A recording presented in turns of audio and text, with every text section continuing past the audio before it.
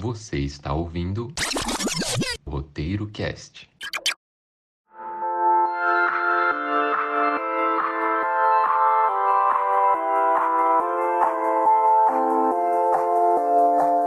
O programa de hoje vai ser uma verdadeira comemoração de aniversário. Vamos bater palminha para 4 jogos que você com certeza deve ter jogado muito: Donkey Kong, Zelda, Pokémon e Resident Evil. Aqui você vai conferir a trajetória desses jogos, curiosidades, marcas de vendas e quais edições marcaram a gente. Então senta aí, confere, pega um bolo, bate palmas. Eu sou a Rebeca Bento, @RebecaBento no Instagram. E eu sou o Jonathan Silva, no Instagram, @JoãoMinoSilva. E esse é o Roteiro Cast.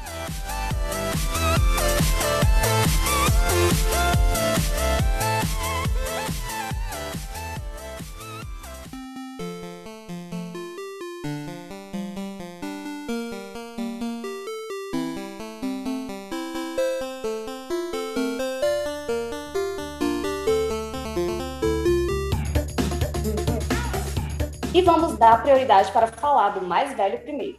E olha que esse macaco que a gente vai falar tem história, viu? Pois há 40 anos foi lançada a primeira edição do Donkey Kong, lá em 1981. DK é uma criação de Shigeru Miyamoto. Reprovado!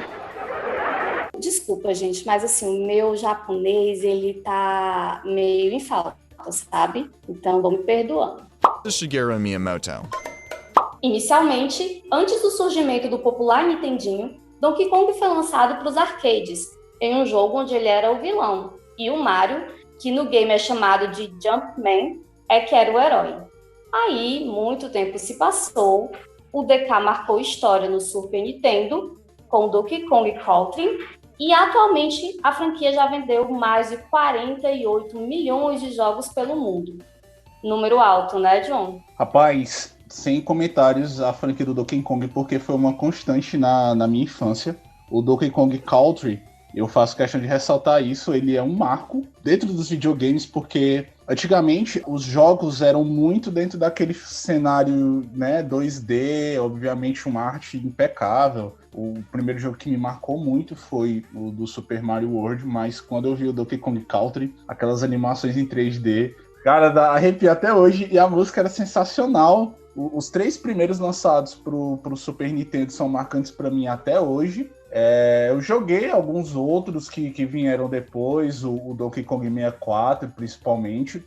Mas eu não sei, bicho, é uma questão de saudosismo. Pra mim, o que marca mesmo, os 3 lançados, né, Donkey Kong Country 1, 2 e 3 do Super Nintendo. Eu tô com muita vontade de jogar esse novo que lançou agora pra Nintendo Switch. Papai do céu abençoar aí, de poder comprar um Nintendo desse aí pra trazer dentro de casa, eu ficaria muito feliz, né, mano? Meu Deus, meu Senhor, me ajuda, por favor. Você quer passar raiva, né? Passa raiva? Ah, meu filho, mas... porque assim... diga lá, você que jogou? Você jogou? Eu joguei. Eu tô há 3 meses presa numa fase, né? Gente, deixa eu contextualizar logo, porque esse Donkey Kong é muito legal. Ele foi lançado pro Nintendo Switch, se eu não me engano, no ano passado. E assim, ele é um dos mais difíceis que eu já joguei. Ele é muito bonito, e ele é, assim, um jogo de passar raiva, porque ele é num nível de dificuldade que é assustador. Chega, assim, num ponto, tipo, as 3 primeiras fases, pra mim, todo jogo é bem ok, é tranquilo, eu nem morro tanto. No Donkey Kong, não. Eu comecei a jogar, que jogo difícil, e eu tô presa na fase do... Quem já jogou vai se lembrar, no chefão do gelo, que eu acho que não tô nem na metade. A última vez que eu olhei, eu tava, tipo, com 43% do jogo jogado. Era muito pouco. 3 meses, viu? Nossa, bicho. É muito difícil. Assim, Antigamente, os jogos, eles realmente tinham um nível de dificuldade que era muito... Parece que era aquela coisa, você tinha que esperar pra fazer determinada ação. Toda ação era muito controlada. E eu acho que hoje o Donkey Kong, e os jogos da Nintendo no geral, já que eles levaram isso pra frente, lá 90, por aí, eu acho que é interessante eles também trazerem isso de volta. Até outros jogos, né, principalmente os jogos que a gente chama de indie, como o Cuphead, estão trazendo esse tipo de mecânica. Não acho nada estranho eles trouxerem desse jogo hoje, mas um dos fatores que me chamou a atenção para jogar, além dos cenários que são belíssimos, o fato do Crank, que é um personagem não jogável no primeiro Donkey Kong lançado para Nintendo, ele é aquele velho lá que vive sendo apurrinhado pelo Donkey Kong, ele se tornou um personagem jogável e eu queria ter essa oportunidade de jogar com ele. Então, assim, eu não gosto do Crank nesse jogo. Ele é tipo um auxiliarzinho, né, pra gente. Eu não gosto dele, pra mim, dos 3 personagens. Ele é o mais fraco. Desculpa, gente, mas eu sei que tem gente, por exemplo, o Diego, meu namorado, ele ama jogar com o Crank quando ele pega, né? Eu não gosto. Eu realmente não gosto. Acho ele meio ruim. É preconceito contra os idosos não, né, Rebeca? Ei, me respeita que eu sou idosa. Idosa? Viçosa mesmo. Não, até porque eu já tenho 145 anos, assim, só de corpo, porque de espírito eu devo ter, assim, sei lá, 520, por aí. A gente tá com pera aí de ser idoso mesmo, porque eu também sou meio velhinho de espírito. O que é, velhinho? Uma coisa interessante do Donkey Kong é que foi o jogo que revelou o Mario, né? Como a gente foi comentando antes. Antes, o jogo chegou a assistir o Detona Ralph. Assisti. Nossa, ele era num jeito meio parecido com o Detona Ralph, porque o Mario ele tinha que subir até o topo de uma estrutura onde ficava o Donkey Kong e uma mulher loura chamada Pauline. Cara, era bem King Kong mesmo. E aí, só que sem os helicópteros. E aí o Mario tinha que subir pra salvar ela. Hoje já mudou, né? O Mario já tem seu jogo próprio. Foi lançado um ano antes ali do Zelda, né? Em 85. Donkey Kong, ele teve a reformulação mesmo no Nintendo. Ele estava bem esquecido quando foi lançado o Donkey Kong Country. Foi o jogo que impulsionou ele para os jogadores mais novos, né? Daquela geração dos anos 90, que inclui Boa. Ok, boomer. E aqui dando algumas curiosidades em relação à franquia do Donkey Kong, até o momento são 37 jogos lançados, de 81 até o último já lançado recentemente. E a gente falando sobre adaptações, né, o DK ele teve uma série animada que foi produzida na França de 1997 até 2000, teve 40 episódios, e foi lançado até aqui no Brasil pela Fox Kids e pela Record, canal aberto. Então, a gente fala hoje de adaptações de jogos, né, para séries e filmes. A Nintendo já tinha alguns já feitos para televisão. Mario já teve, o Zelda já teve também, agora o Donkey Kong.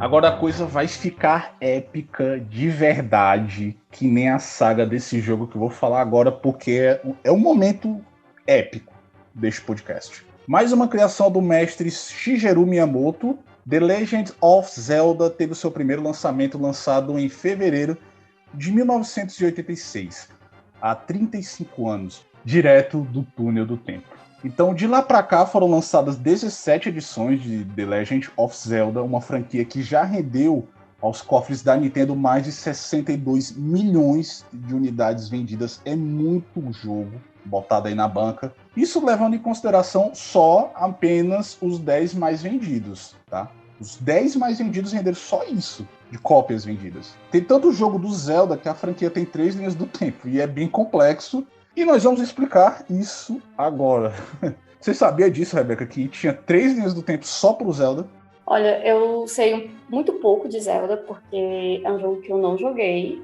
Eu conheço muito pouco mesmo ali do universo, mas eu acho muito interessante. E os fãs do Zelda, assim, são apaixonados mesmo. É surreal, são que nem os fãs da Lady Gaga. Nunca se esqueçam, todos vocês são meus monstrinhos. Na verdade, sou meio monstro, meio ameno. Escolha seu lado. Assim, fazem Os tudo Little pelo Monsters, jogo. né?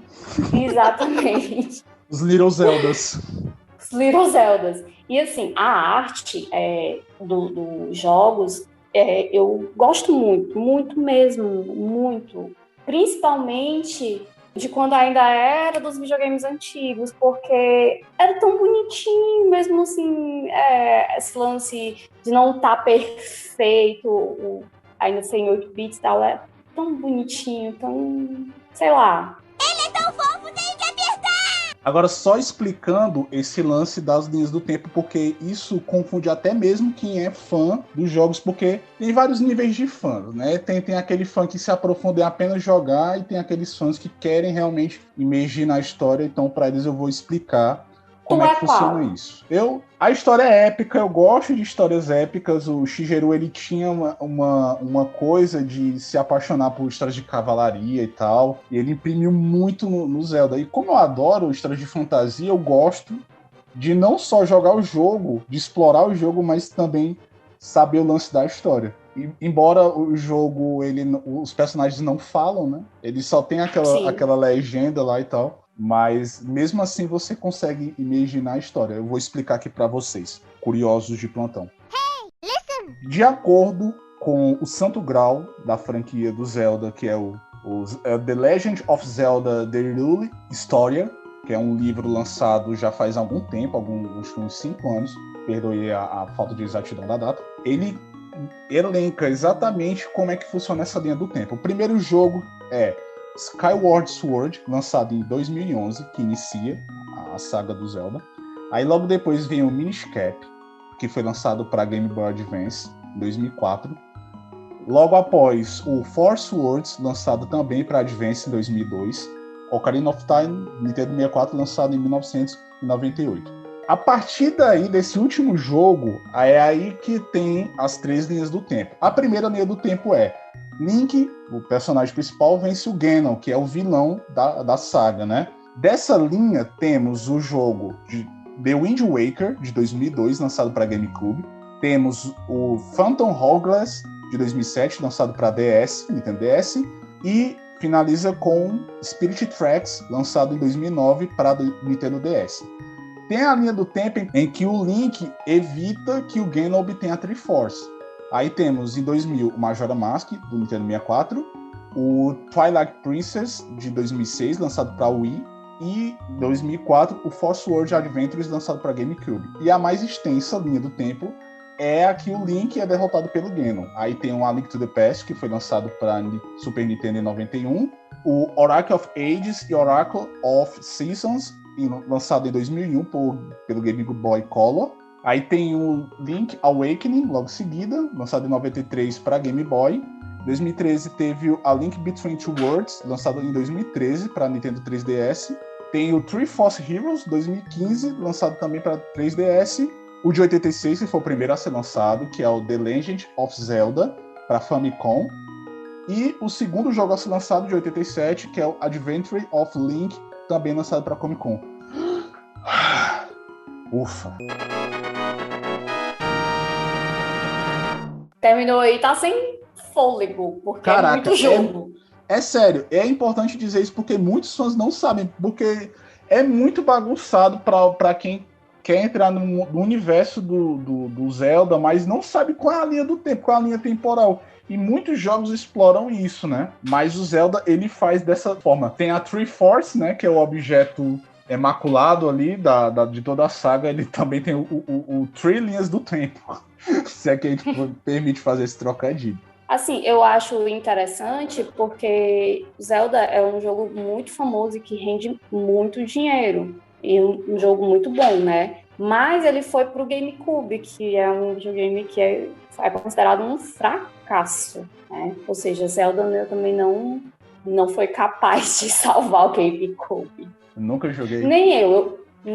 Eu só sei da existência dele porque faz uma série. Pronto. Mas ele tem 2 jogos no GameCube que foram bastante bem avaliados, né? O primeiro deles é o Wind Waker, que foi lançado em 2003. E o segundo jogo foi o Twilight Princess, lançado em 2006. Ele foi pro GameCube também, mas mais à frente ele foi pro Wii. E são jogos muito bons do Zelda. Mas realmente é porque eu acho que na época do GameCube já tinha 2 arrasas-quarteirões no meio, que era o Xbox e o PlayStation. Principalmente o PlayStation 2, que realmente foi o arrasa-quarteirão. É meu videogame favorito. Ele não tinha como competir. A quantidade de jogos do GameCube era bem limitada perante ao do Play 2, então realmente. Mas quem pegou a época do GameCube teve esses lançamentos aí bem importantes. E eu gosto do Wii também. Eu já vi o Zelda, as pessoas jogando Zelda no Wii, e é incrível. É realmente incrível, muito bonito. Como eu não joguei, eu não tenho certeza da jogabilidade, mas também nunca vi ninguém reclamando, então creio eu que seja jogabilidade muito boa. Cara, eu joguei muito no Nintendo, né? O A Link to the Past. Um clássico mesmo, perfeito aquele jogo. Longo, mas vale a pena. Mas eu falo longo assim, porque, como eu falei, é um jogo épico. Então as aventuras são épicas. Assim, eu joguei também o Minish Cap, é bem fofinho, muita gente critica o Minish Cap por ele ser curto. Então quem quiser adentrar o universo do Zelda, recomendo o Minish Cap, que foi lançado para Game Boy Advance. Aí você consegue... A Nintendo tem um sistema agora de emulador, né? Você paga por o jogo, aí você joga no Switch. Então, quem tiver podendo aí, vale a pena. Mas, cara, um jogo sensacional, que é uma constante dentro da cultura dos games, é o Ocarina of Time. Que jogo lindo, meu Deus do céu. Para mim foi o jogo que possibilitou a criação do que hoje a gente chama de jogos de mundo aberto. Porque esse jogo é fantástico. Você tem uma aventura principal que inicia o game, mas depois que você faz essa aventura principal, você pode partir para qualquer lugar. Você pode fazer qualquer outra coisa. Tem outras missões, inclusive. Ele é como se fosse o GTA da Nintendo. Só que você não rouba carros e não atira em ninguém, né? Pelo menos isso. Mas ele é fantástico. Ou seja, é uma zona segura. Ele é aprovado para crianças. Pois é. Mas o jogo, cara, é fantástico, o Ocarina of Time. Ele é belíssimo. A história é sensacional. Foi seguido do Majora Mask, que é um jogo também impressionante. E tem muita gente que acha ele um pouco estranho, porque ele não tem a história voltada para a Triforce, que é o que pauta as sagas do Zelda. Ele é uma história totalmente diferente, já mais orientada para o terror. Então, mas Ocarina of Time é o segundo jogo mais vendido do Zelda. O primeiro é esse novo agora, que é o Breath of the Wild. Deixa eu só te dar uma dica de livro, né? Que na verdade o John já deu, só quero ressaltar, que é o Historia. Story? Alguém aqui me patrocina no curso de inglês também. Hyrule Historia. Obrigada. Muito obrigada. Ele conta o processo de criação, né, da saga do Zelda. O quê? O que foi que você disse? Do Zelda não. Do jogo da Zelda. Porque eu já fui tão corrigida que agora eu faço questão de me corrigir. O jogo tem Zelda no nome, mas é o The Legend of Zelda e o Link é que é o herói. Muita gente enche o saco com isso, mas gente. Esse livro é importado. Quem tiver assim, os seus R$194 de troco sobrando na carteira, vale a pena investir se você gosta de games, tá? Porque o livro é belíssimo, muito bem ilustrado, tem lá as artes originais dos jogos, os conceitos, a linha do tempo explicada aqui veio desse livro, porque estava bagunçando a cabeça dos fãs por muito tempo, e esse livro trouxe informações oficiais sobre como funciona a linha do tempo do Zelda. Então quem tiver esse troquinho aí de 200 pilas aí, R$194, vale a pena comprar, um bom investimento.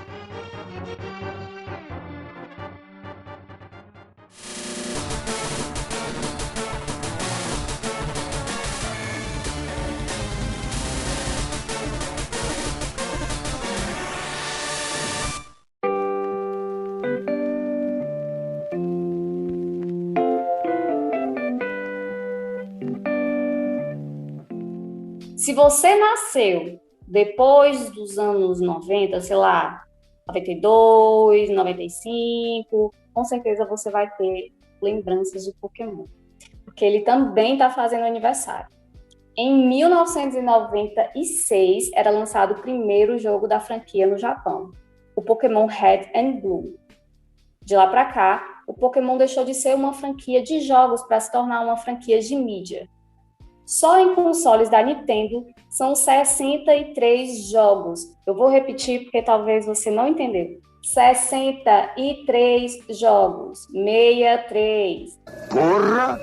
Tudo isso? E mais 10 em demais mídias. Como foi o caso do Pokémon GO, lançado para celular. Pokémon já rendeu série animada, filmes, cards e uma presença gigantesca na cultura popular no Japão e em todo o mundo. Até 2017 foram contabilizados mais de 300 milhões de cópias vendidas. É um sucesso Pokémon, pelo amor de Deus. Pô, bichão arrasa quarteirão. Eu peguei o Pokémon pelo anime, né? O desenho quando chegou na Eliana, o programa da Eliana na TV Record. Em 99. E só depois de um certo tempo é que eu tive o conhecimento de que ele era um jogo. Eu não sabia, né? Perdão, gente, mas eu não tinha internet. Eu não era assinante da revista Super Nintendo, tá? Então eu não sabia não disso. Eu fui pego pela Eliana também. Pois é, bicho, eu não sabia. E aí eu tô falando dessa revista porque eu comprei uma revista especial da Super Nintendo, olha eu entregando aqui minha idade, que tinha um monte de informações assim sobre Pokémon que eram essenciais, porque aí sim falava do anime e falava do jogo, né? Balanceava as duas coisas, porque o anime tava virando um fenômeno na época, tava falando do anime, do jogo e dos cards. Tinha toda uma tabela dos tipos de Pokémon, na época era só até os 150 Pokémons, né? Que o Ocidente tinha um conhecimento. Eu acho que os outros Pokémons que viriam ser lançados nas edições posteriores ainda não tinham chegado ao conhecimento público, mas eram os 150 primeiros Pokémons. Essa revista tinha uma capa metalizada. Meu Deus, era uma coisa muito linda. Eu perdi essa revista, infelizmente não ficou comigo durante muito tempo, mas foi através dessa revista que eu comprei em 2000, um ano depois do lançamento do Pokémon na TV, é que eu comecei a ter o conhecimento do que era, de fato, a franquia de mídia Pokémon, né? Foi assustador, bicho, o que veio daqui pra frente. Aí vieram os jogos e tudo mais.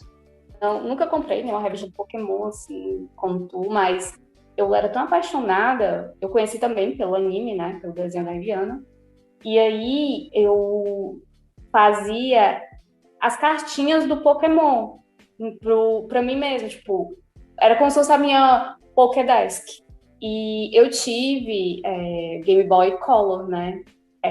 Mas não foi por causa do Pokémon que eu tive um Game Boy Color. Na verdade, eu ganhei um usado. E aí eu joguei o Pokémon Yellow e o Pokémon Gold Silver. Mas assim, eu não zerei, não joguei tanto. Eu gostava muito dos jogos do Pokémon, mas eu só vim jogar mesmo depois na adolescência, assim, com os 14, 15 anos, foi que eu vim realmente jogar. O melhor de tudo, eu joguei também Pokémon, o card, até os meus 22 anos. Assim, e eu joguei com crianças, porque por algum Criança motivo... velha, viu, Rebeca, tu? Sim, eu só deixei de jogar porque eu não tinha mais dinheiro para comprar, porque é caro, e porque eu não tinha tempo, e porque eu também queria vender as cartas porque elas valem uma boa grana. Mentira, não foi com 22 não, parei com 20 anos, fui com 20. Vale uma boa grana na época, eu tinha umas cartas bem raras. Eu fui assistir, gente, o filme do Pokémon, o primeiro filme do Pokémon no cinema. Aí a gente ganhava 2 cartas, que era uma do Mewtwo e outra do Mew, se não me engano. Acho que era Mew e Mewtwo, não me lembro exatamente. E, enfim, essas cartas valiam um dinheiro maravilhoso. Eu vendi porque, enfim, né, adulto tem que pagar conta. Mas assim, gente, eu acho que Pokémon, por mais velho que seja, 96, né, sempre tá se renovando e nunca, na minha opinião, nunca vai deixar de pegar um novo público, porque é muito cativante. E aqui trazendo algumas curiosidades sobre Pokémon, eu vou falar de Pokémon GO, que foi o fator que trouxe novos consumidores para essa marca, né? Em apenas 3 anos de lançamento do Pokémon GO na Play Store e nos outros serviços de aplicativos, ele alcançou a marca de 1 bilhão de downloads em apenas 3 anos, cara. 1 bilhão! É muita gente andando no meio da rua atrás de Bulbasaur, de Squirtle, de... sabe? 1 bilhão de pessoas no meio da rua. Presente, Rebeca. Eu comprei um carregador portátil, porque na época meu celular não aguentava a bateria, entendeu? Só pra jogar. Presente, Rebeca. E um outro fator interessante é que o primeiro Pokémon a ser desenhado foi o Rhydon, que é um Pokémon que pouca gente se lembra, mas ele foi o primeiro. É um Pokémon do tipo Pedra, Terra. Ele tá no número 112 na lista do Pokémon, mas ele foi o primeiro. E olha que o mais lembrado é sempre o Pikachu, né? Veja só. Eu não gosto de Pikachu. Meu Deus. Vou encerrar antes que as pessoas te linchem aqui.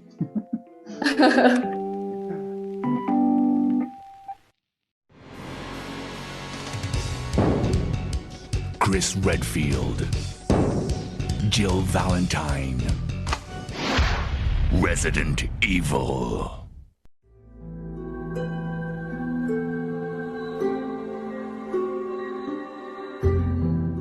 Agora vamos deixar as coisas mais assustadoras, mais horripilantes, pois o jogo que a gente vai falar aqui está fazendo 25 anos de puro terror, sustos e sangue.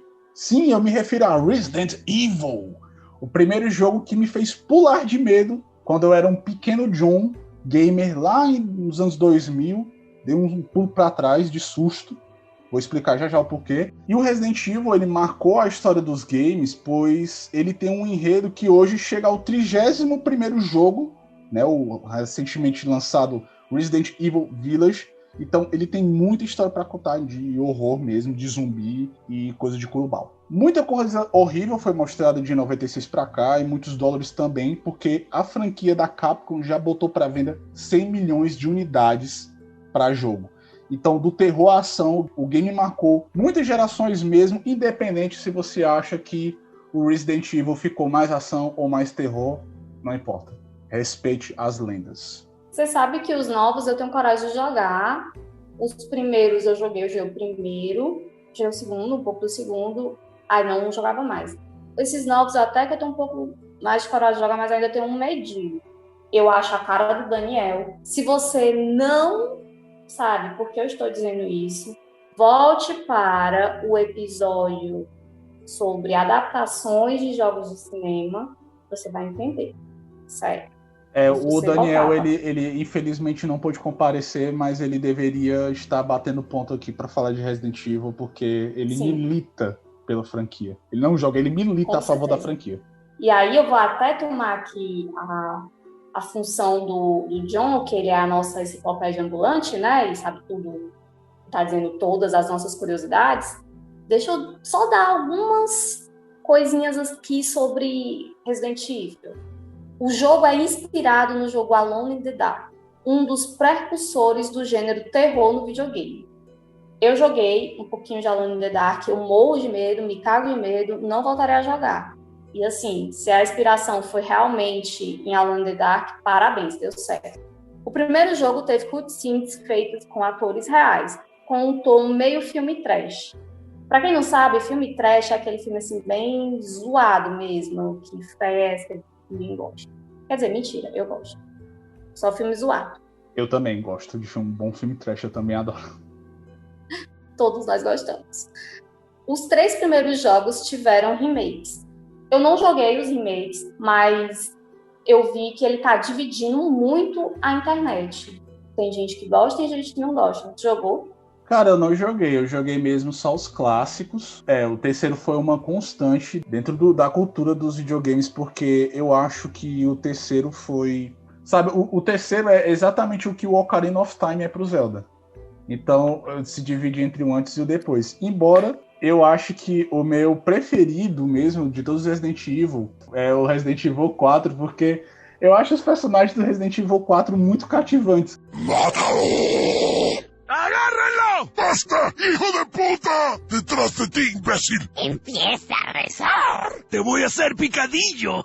Um forasteiro! Eu adoro a história. É bem terror clássico mesmo. Sai um pouco daquela questão da Umbrella Corporation e tudo mais. Só que eu acho muito legal, bicho.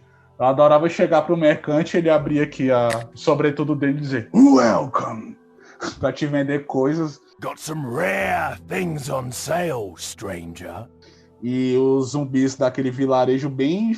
O Homem de Palha, aquele filme de 73 do Christopher Lee. Então, pesadíssima essa cena. Ai, meu Deus, medo. Eu também gosto do que é assustador. Eu gosto também do 5, ele também manteve a vibe do terror. Dos que vieram depois, eu gostei muito do Revelations, tem um lance mais ação mesmo, assim, uma coisa mais até ficção científica. Aliás, o Resident Evil é ficção científica, no meu ponto de vista, ele é um terror com ficção científica, porque ele fala muito de exploração genética, até aquela questão do cientificismo, da ciência acima de tudo, até das questões éticas. A Umbrella Corporation, ele tem essa visão, né? E os personagens, eles têm um ponto ético sobre o que é certo e o que é errado de fazer com seres humanos. Ele é uma ficção científica de terror, mas para mim eu acho o 4, que é mais voltado pro terror clássico, assim, o meu preferido. E agora eles estão investindo mais nessa pegada, né? Teve agora o lançamento do Resident Evil Village, que é bem horror clássico, coisa de castelo, de vampiro, essas coisas. Achei nada a ver, mas tudo bem. As pessoas porque vão brigar é todo comigo. jogo, né, cara, que vai atirando para todos os lados em alguns pontos, né? Tem uns que são mais ação, tem uns que são mais terror, Mas eu quero só compartilhar uma informação aqui sobre o fato de eu ter dado um pulo para trás. Foi porque em 2000 eu joguei com meu primo, eu tinha 9 anos. Senta que lá vem a história. Jogar com meu primo rico, num final de semana que eu tinha ido lá para casa dele.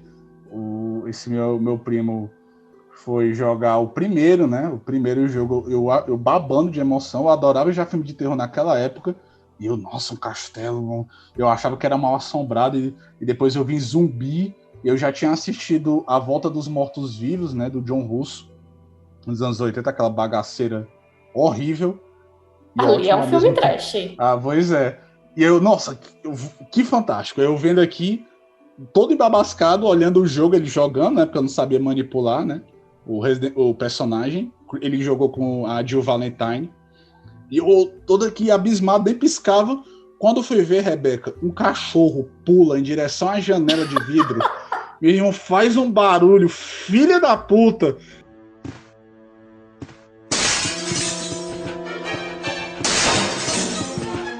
Que susto, pessoal! Foi a primeira jumpscare que eu vi na minha vida. O coração bateu de um jeito que eu acho que ele ouviu do outro lado. Ele, não, vamos encerrar. Depois tua mãe tá reclamando aí que tu não vai dormir de noite. Não sei o que. Nunca mais velho, jogou? Né? Que nada, jogou, claro que jogou. Porque criança nessa fase é um bicho que é cão, entendeu? Pois é, cara, mas o maior jumpscare que eu levei na minha vida até hoje. A porra desse susto, velho. Pelo amor de Deus. Vá assustar o cão, diabo!